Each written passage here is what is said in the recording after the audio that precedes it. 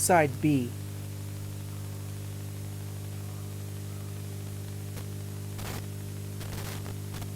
It just kind of goes back and forth. Well, here's another overreaction.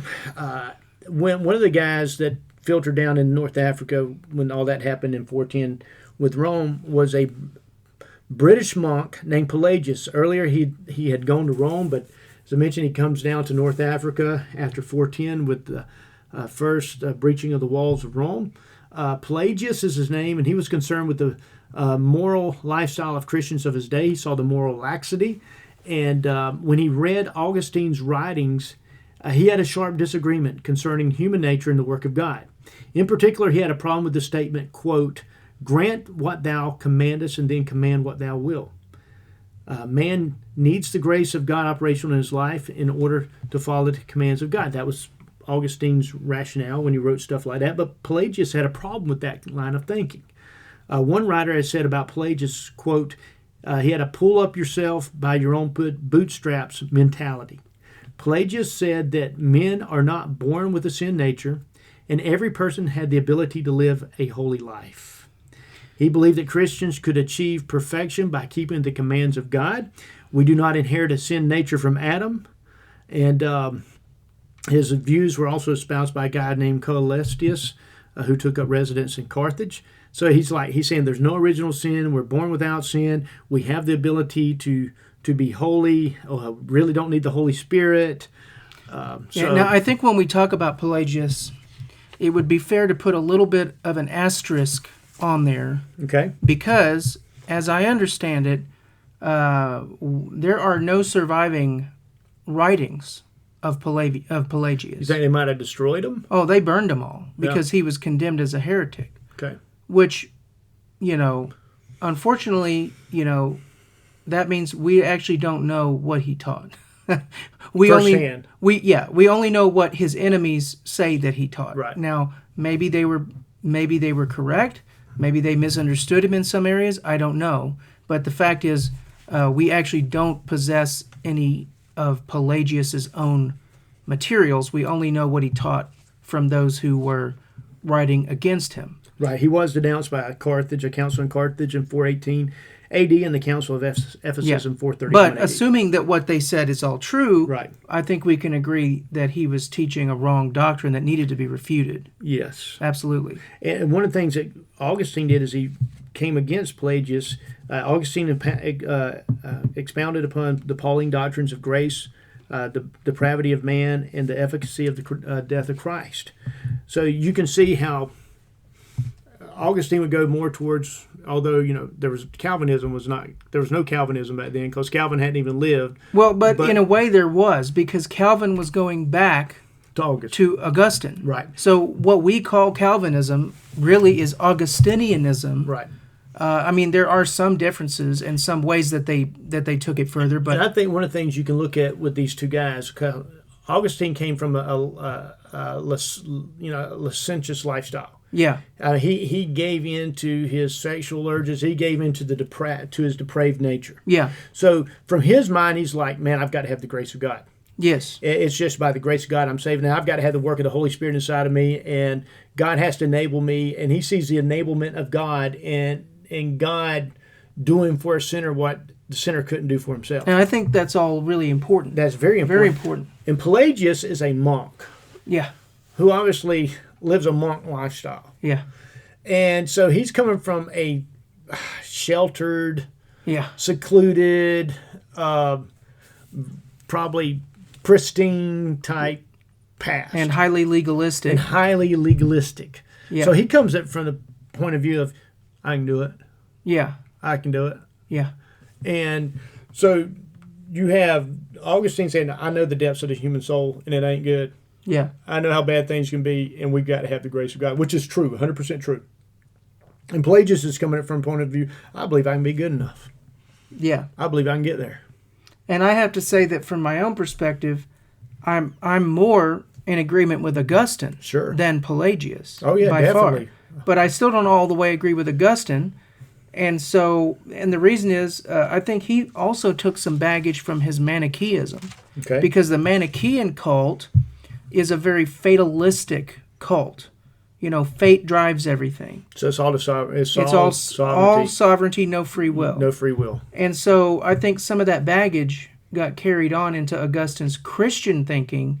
Right. And I think that's what probably helped him to go, in my opinion, too far in the divine sovereignty, to the point where he tried to eliminate free will from having any role to play in our salvation.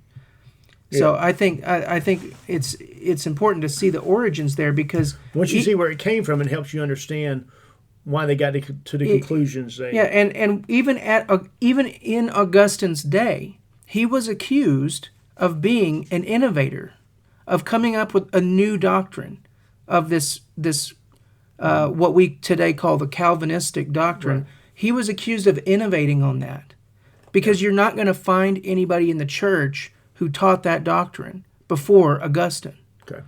Now, Calvinists today would argue, well, Paul taught it. But even if you grant that, between Paul and Augustine, there wasn't anybody teaching it. Yeah. So you have to say somehow all of the top pupils of the apostles somehow missed the boat on this doctrine for hundreds of years, until finally Augustine resurrected it hundreds of years later, which is a bit odd to me. I think it's very similar to the nature of Christ. I think, with Christ being fully man, fully God. Yeah. They hypostatic union. Yes, and we'll talk about that in a few minutes. I think it's also with divine sovereignty and free will. I believe both. Yeah. I believe in divine sovereignty. I believe in free will. I don't know exactly how they completely work together. Well, that's what you got to go to Molinism for. Okay. So, but I believe the Bible does teach both of them. But you can go too far down. Do you know what the hyper Calvinist said when he fell down the flight of stairs? What? Whew, glad that's over with. It was going to happen. Couldn't do anything about it. Glad it's over with. And you can just take this down into all kinds of rabbit holes, and it doesn't matter what I do, and all this kind of stuff. And I don't think that's the way God wants us to live. But Calvinists don't do that. I'm just saying that there's some that get way off track. With it. So some Calvinists, you've heard of primitive. I think it's called primitive Baptists. Some of them are so heavy. They actually have a doctrine that you're not supposed to share the gospel. That's right. Because they might not be elect. Yeah, I had a professor in seminary that was Calvinist, and he said when you share the gospel, you can't tell somebody God loves you. Yeah. Because he may not. So I don't agree with that. I think you can get too you can get too particular. I think that's a word that they would use. I think they've tied themselves in a knot using their philosophy. Let me once again say there are a lot of evangelistic Calvinists. James Kennedy, who did Evangelism Explosion, which is very teaching people how to share their faith. He's a Presbyterian. So, but what we're saying here is that you can see the tension between Augustine and Pelagius, and Pelagius was wrong. I would go with Augustine 100% of the time. Sure. So anyway, that was a heresy that had to be dealt with. And I think Augustine, all things considered, did a pretty good job, but you can see why certain things got emphasized. And so let's go on to the next one. Nestorianism was another aberrant view that came into being. This view taught that Jesus had two separate people. He was two separate people, with one being human and one being divine. Some call this hyperdiphysitism. You want to help me out with that one, Paul? I would assume it's hyperdiphysitism. Diphysitism. See, you're fanatically incredible. You are a fanatic giant. Oh yeah. Okay, I'll take that. Nestorius was a popular teacher in Antioch until the emperor appointed him to be the bishop of Constantinople. He rejected calling Mary the God-bearer and mother of God. Because he rejected the designation of Mary, some felt like he was saying that Jesus was two different people. Theotokos, I think, is Theotokos. Okay. The God-bearer. Right. Now, some say that the attack on Nestorius was politically motivated by the Patriarch of Alexandria, whose name was Cyril. Nestorius even insisted in his biography that he did not oppose the use of God-bearer because he denied the Godhead of Christ, but to emphasize that Jesus was born a genuine human being with body and soul. So Nestorius always said, man, they misunderstood me, or I was taken out of context. Well, I can see, if that's the case, I can see where he's coming from, because God bearer almost might imply not man bearer, right? Yeah. So, and I would oppose it for a different reason. I think it's dangerous because it elevates Mary. And Mary was not, the Immaculate Conception is actually Mary, not According Jesus. to Roman Catholics, Roman Catholic theology, the Immaculate Conception. I'm not talking about Franco Harris with the Immaculate Reception. Are you familiar with that? Is that boxing? Oh, no, that's football. The Football. Yeah, the Pittsburgh Steelers playing. Oh, reception. Okay, I got it. We were playing the Oakland Raiders, and I think the ball hit somebody's helmet, and it looked like it was an incomplete pass. But lo and behold, Franco Harris, he scoops it up. It didn't touch the ground. He scoops it up, runs for a touchdown. Steelers win. And that's the Immaculate Reception. Okay, that's pretty clever. Okay, but here's another one, monophysitism. Soon after the Council of Ephesus issued the decree, a monk named Eutychus, who lived near Constantinople, started to espouse the theology of the one nature of Jesus called monophysitism. This view said that Jesus... Or monophysitism. Physitism, man, you... Yeah. Physitism. Like, think about the word physics. You don't say physics. I think I can do this now. You can do it now. I think I can do it. Physics. Monophysitism. There you go. This view said that Jesus' human nature was totally consumed by his divine nature as a drop of honey which falls into the sea, dissolves in it. Yeah. So they said, basically Jesus' human nature was totally dissolved into his divine nature. It's hard to remember a lot of these ancient heresies, mostly because the name for it is based on like Greek or Latin terms. So I think this would be Greek, but I'm not 100% sure. My Greek isn't super great, but yeah, I think actually monos is Greek. The Latin version would be uni. So anyway, the Council of Chalcedon in 551 A.D. Was held because of this, and here's what they said from the council. They said, quote, "We all with one voice confess our Lord Jesus Christ, one and the same Son, at once complete in Godhead and complete in manhood, truly God and truly man, acknowledged in two natures, without confusion, without change, without division, or without separation. The distinction of natures being in no way abolished because of the union, but rather the characteristic property of each nature being preserved and coming together to form one person." Yeah. Now here's how Bruce Shelley summarizes the Council of Chalcedon. He says, quote, "So against Arius, the church affirmed that Jesus was truly God, and against Apollinarius, that he was truly man. Against Eutychus, it confessed that Jesus' deity and humanity were not changed into something else, and against Nestorius, that Jesus was not divided, but one person." Yeah. So there's still some churches that did not go along with it. They were in Egypt and Syria. They wanted to stay with the monophysitism. Yeah. And this was the Coptic church in Egypt and the Syrian Orthodox Church. They still exist to this day. It's odd because, it seems from a modern perspective, it seems like they're really splitting hairs here and making... Seems like a mountain out of a molehill. Right. But, I mean, what do you think? Do you think it's a mountain or a molehill? I think it's a mountain when you start dealing with the two natures of Christ, because that becomes a starting point, and you can go in all sorts of directions. Yeah, because anything that moves you away from understanding that Christ was fully God is going to take you in the direction of Arianism, which is bad, really bad. Right. Anything that detracts away from Jesus' humanity is taking you in the direction of Gnosticism and mysticism. Because then how do you explain Jesus ate fish with the disciples. Yeah. How do you explain that if he's not Well, if he's not a human then you have being? to say he's a spiritual being. Yeah. So, even the modern day... It's very important that you stay tethered to the truth. And, the two natures of Christ is very important. His humanity and his deity. Even the modern day Jehovah's Witnesses deny the physical resurrection of Christ. Did you know that? Modern day Jehovah's Witnesses teach that Christ was raised only spiritually, not physically. Really? Yeah. Okay. And that's bizarre since they also at the same time deny the spirit, the human spirit. They deny that it exists. That is bizarre. They teach soul sleep. I'm sure you've heard of soul sleep, where they basically deny that a soul, any type of supernatural soul, exists in a man. So their view is really heavily convoluted and incoherent, but that's what they teach. So okay, well, let's talk a little bit about Pope Leo I, since he is considered the first true pope. He lived from 400 to 461 A.D. Concerning his position as the Bishop of Rome, he said, quote, "The firmness given by Christ the rock to him who himself was made the rock passes to his heirs." So from Christ to Peter to and that was wrong. Leo. That was wrong because Peter is not the rock. The rock is what? The church? Yeah, the rock is he said, "I'll build my church." I believe it's the confession Jesus Christ is Lord. The confession, so the gospel. The gospel. Is the rock, yeah. Yes.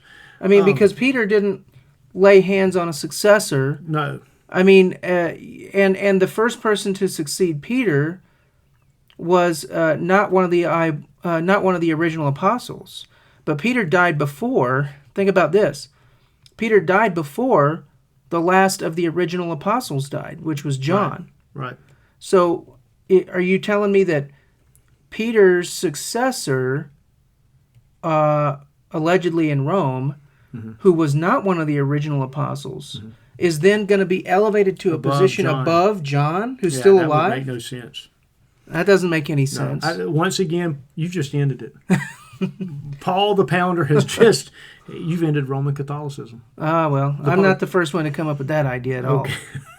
Okay, here's the deal. He forsook the traditional approach that the Bishop of Rome was, quote, the first among equals. Concerning Peter, he said, quote, "Believe that it is he himself with whom in our office we represent who is speaking." So as a continuation of Peter, Leo declared himself to be Pontifex Maximus, supreme priest. He was responsible for getting the emperor to call for the Council of Chalcedon, and in that council they had what was called the Canon 28. They had all these canons that was issued, and it gave the Bishop of Constantinople the title Patriarch and made him equal to the Bishop of Rome. Now that was a sore spot, so Leo never recognized that canon. But here's the deal about in the East. Remember, you had the split empire, the West and the East. West is Rome for capital, East is Constantinople. That's where the emperors all went. But it says in the East, the patriarchs became often a tool of the emperor. The constant doctrinal issues that particularly hit the eastern part of the empire made it where the Eastern emperor had to keep constant watch over theological issues because of the political ramifications. So the Council of Chalcedon elevated the position of the patriarch, and even though Leo had saved Rome from Attila the Hun and from the Vandals, he was kind of made equal with the patriarch of Constantinople. Yeah. Kind of a hard pill to swallow for him. But the Eastern emperors, actually what you call it, what they practiced was Caesaro-papism, Caesar acting as pope. Okay. Eastern emperors would direct church affairs. And now here's what's going to happen. The Eastern emperors, they would want to get this monophysitism, this monophysitism, they would want to get it resolved because Egypt was in their realm and Syria was in their realm. Uh-huh. And so you have these churches, all of a sudden they're breaking off and there's not that cohesiveness in the empire anymore. Right. And so they were more prone to say, hey, let's get this stuff resolved. Let's put some qualifiers on this Council of Chalcedon. Mm-hmm. And so much so that it led to the first church schism. The Western Pope excommunicated the Eastern Patriarch Acacius of Constantinople. It lasted from 484 to 519 A.D. The Eastern emperors wanted to placate the monophysitism of the churches in Syria and Egypt by putting these qualifiers on the Chalcedonian doctrine. Pope Felix III excommunicates the Patriarch of Constantinople, Acacius. Because of this, it's called the Acacian Schism. It ends in 519 A.D. But there'll still be some more back and forth. Years later, the Eastern Emperor Justinian would kidnap the Roman Pope Vigilius to try to get him to work on a compromise about it. Okay. So, wow. So it was an issue. All right, real quickly, let's talk a little bit about the monks. Benedict, he came up with the rules of Benedict. He was born in Nursia, which is about 85 miles north of Rome. He adopted a very ascetic lifestyle. As a matter of fact, he lived in a cave for 3 years. And because he lived in the cave for 3 years, some of these monks thought, hey, he'd be a good guy to be head over our abbot. So they asked him to come and be head of, their abbot there, and but he was so strict and so hard to deal with. They grew very resentful of him, so they poisoned his wine, tried to kill him. Now when a bunch of monks try to kill you, you've really done something wrong if you're getting the monks to try to poison you. It poison your wine, and they say the word is that he prayed over the glass of wine, and when he did, it broke, it shattered, and he realized they're trying to kill me. So then he left. Somehow I wonder if that's a true story or not. Yeah. He left. I wonder. He left and he establishes a monastery at Monte Cassino in south of Rome. It is there where he establishes the rules for monastic life, which eventually became known as the Rule of Benedict. And basically, I heard one guy say he divided it up: 8 hours sleep, 8 hours work, and 8 hours of prayer. Now, that may be an oversimplification. Where do you fit your video games in there? You don't. The old monksters did not have their video games. Oh, man. All right, now, there's another pope. We need to mention Gregory the Great. He was the first monk to become pope. When he was a child, he saw some Anglo-Saxon slaves on the slave market, so he had a heart for England. He would later send a bunch of missionaries to England, monks to England. Yes. The King of Kent would get saved, and the head of his realm would be Canterbury, and that would become the head of I wonder if that included St. Christianity. Patrick. I wonder if that included St. Patrick. I think Patrick was before that time, if I'm not mistaken. Okay. But Gregory reformed the church in Rome, removed high officials for pride and misdeeds. He enforced celibacy among the priests. He also developed the foundations for the doctrine of purgatory. And also he taught that sometimes to get God's forgiveness, it's going to require specific works of penance. Yeah, so really bad heresy at this point. Yes. So by this time, we can certainly say that the Roman Catholic Church had departed. Yes. If they hadn't done it already, they definitely have departed from the true gospel by this point. I was with all the councils. I kind of appreciated what they did with the Nicene Council and with the Chalcedonian, because I felt like they were doing some important work.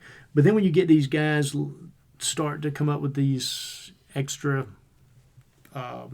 doctrines, like purgatory, like penance, you can really control people a lot when you start bringing in purgatory and penance. You sure can. If they had paid more attention to the first council, which is the Council of Jerusalem, yes, in Acts 15, yes, they settled the issue. We are saved only by faith and not by works. Yeah. But they wanted to overturn that and bring works back into the picture.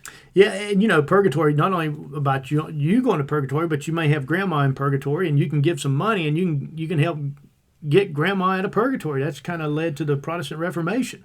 Tetzel was going around saying all that, and Martin Luther said, no, that's not how it works. Yeah. And what do we say when a coin hits the coffer? When a coin in the coffer clings, a soul from purgatory springs. There you go. Man, and you want grandma out of purgatory. Yeah. So you're going to give them money. But that's years later. But why do you think grandma's in purgatory? Well, grandma just didn't do everything right. You didn't like your grandma that much, so like she must be in purgatory. But like Napoleon found out, grandma goes to the dunes. She broke her coccyx. Broke her coccyx at the dunes. A lot of things you don't know about grandma. Anyway, so here's another couple. Here's a couple, Justinian and Theodora. Justinian lived from 482 to 565. Theodora 497 to 548. They were rulers in the Eastern Empire. Justinian did a lot of good things as far as the way they collected their taxes. He reconquered some lost land. He codified the legal system. They built the Hagia Sophia, the big church there in Constantinople. He wanted to really reconcile the monophysitism in the empire, and he tried to have a second council of Constantinople. It didn't work. His wife was a monophysitist. And so you can imagine he's a Chalcedonian. She's a monophysicist. Physicist? No, I don't think so. I think we call him a monophysite. Monophysite. Yeah. She's a monophysite. And so, he's wanting to reconcile everything. And he's also the one that had kidnapped one of the popes to try to make them reconcile. Uh-huh. But it just wasn't going to work. So you want to find out some more about Justinian and Theodora. That'd be a good thing to look up. Also, I want to talk about one more person, Clovis. He was a Frankish king who became Orthodox. Some would say he was he was like the highest ranking barbarian chief of the time to get converted. His wife's name was Clothilda. She was a Burgundy princess, and she was a Christian. When they got married, they had a baby, had a son, and Clovis, who was a pagan, Clothilda was a Christian. He allowed the child to get baptized, and the child died in his baptismal robes, which is heartbreaking. Do we know what from? We don't know, but he blamed the baptism. The wife rejoiced that the baby was taken directly to heaven. They had a second son. He gets baptized too, and he falls ill after baptism. So it's like, oh no, I've seen this movie before. A lot of prayer went into it, and the child recovers. The child does not die. So Clovis, he's a Christian. His wife's not. He kind of has a beef that the first child died in the baptismal robes. But anyway, he's in the middle of a battle. Back then, you're a king. You're leading your men in a battle. You actually went with them, and he's in the middle of the battle. He's about to be defeated. I think we need to go back to those days. It would probably make it where people wouldn't go to war as much. Yeah, I'd like to see Joe Biden go into. Let's don't go there, Paul. All right, so Clovis he's being badly defeated in this battle. He and his men are about to be routed. It's about to get nasty. When they beat you back then, they're going to kill you. Probably going to kill your family too. So he cries out. This is what he says, quote, Jesus Christ, Clothilda says, thou art the Son of the living God, and thou canst give victory to those who hope in thee. Give me victory, and I will be baptized. I have tried my gods, and they have deserted me. I'll call on thee, only save me. Now, that's kind of like what the Constantine did in this Sign Conquer. So he's about to get defeated. He's about to die, but suddenly the other king is struck in battle. He dies, and his troops flee the battlefield. So miraculously, Clovis and his men win. He comes home. He tells his wife. His wife calls the bishop of Rheims, and Clovis and 3,000 of his men are baptized. The bishop tells the king, quote, bend your neck, worship what you burned, and burn what you worshipped. Yeah. And, of course, 3,000 of his men also submit to baptism. This was one of the earliest accounts of mass conversion. Now, at this point, I don't know if you know this or not, but had they already started baptizing people by sprinkling at this point? I do not know. I would assume they had. Yeah. I would assume that they had, but I don't. And especially when you're baptizing infants. Yeah, you probably don't like. Dunk them under you're water. not going to dunk them under water, No. so you got to just sprinkle a little water on their head. Yeah. And that sort of thing. So. Well, he has 3,000. Whether or not they're serious, a lot of times when a king got saved and converted to Christianity, his whole realm would do so. And a lot of them had to be legit. They had to be serious about it. Yeah. But some weren't, obviously. But Clovis is often described as the first real Frenchman. That's what some would say. And he began the Merovingian Frankish dynasty, and his descendants would subdue the Burgundians and the Visigoths, and he would establish the kingdom of the Franks. Yeah. So this is where the French kind of get their start. Clovis. Have you ever heard of anybody named Clovis? I don't think I have. No. I think the only one I've ever heard of Clovis is one of the Ledbetter boys that Jerry Clower used to talk about. Clovis Nugene. The Ledbetter. That's going all over my head. Clower? Like way over my head, yeah. All right, you need to look Jerry Clower up. I think you would enjoy him, Paul. Never heard of that person. Okay. Well, that's the 5th and 6th century of church history. We did not cover everything. We did not talk about everything that could be talked about because we don't have that kind of time, Paul. I'm impressed at your ability to get through that much, and we're still under an hour. We're still under an hour. Oh, there we go. Okay, well, that's our episode on the 5th and 6th century of church history. Thank you for being with us. We hope you have a great week and see you next time on the Uncensored Pilgrims. And we need to let you know that the views that we express on this podcast belong to Marty McLain and Paul Price. They are our views. They do not reflect the views of anyone else. And with that said, we hope you have a great week, and we'll see you next time on the podcast.